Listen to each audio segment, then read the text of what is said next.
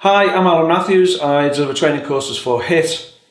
I've been involved in the drugs field for over 30 years as a researcher, trainer, writer, observer, and interpreter really. I get commissioned to come into areas, listen to drug users, find out what their needs are, and relay that back to commissioners who will provide services to meet some of those needs. That also allows me to gain insight into current trends and patterns in drug use, and that informs all the training and writing I do. What's the deal on legal highs?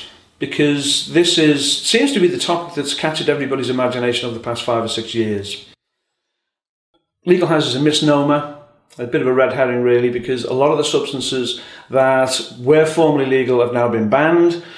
Although the problem with that is, as somebody very intelligent once said, you can't ban chemistry.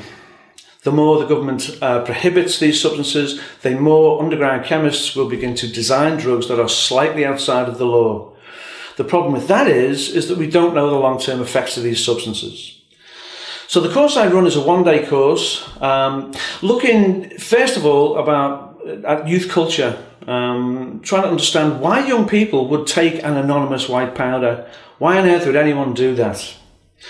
You don't know the effects, you don't know the contents, you don't know the dosage. It just seems crazy. I try to get people to think about their own experiences over the past 4-5 decades of youth culture and how certain drugs have become popular at certain times. Then they'll go out of fashion and other drugs will come along. I'm trying to touch in on people's own experiences of being a teenager. What motivated them to try that first cigarette or their first alcoholic drink? It's the same motivations young people have today when they're presented with anonymous white powders that their friends recommend is a good thing to do. Of course, there are all kinds of problems and risks attached to that, so we need to understand a little bit about the chemistry of these things. Now, I'm not a neuropsychopharmacologist, but I know a man who is. I like to try and explain the chemical makeup of these things in very basic terms, in terms that I can understand, so that people can get some kind of handle on what the likely outcome of taking these substances are. So it's not a chemistry lesson. You don't have to be a scientist to understand this, because this really isn't about chemistry or science, or drugs for that matter. It's really about people, isn't it? It's about young people using substances which they are not too sure about, and they don't really know whether it's going to be good for them or not. So it's about working with young people and being able to explain what the risks and consequences and the possible harms that these substances might do to them.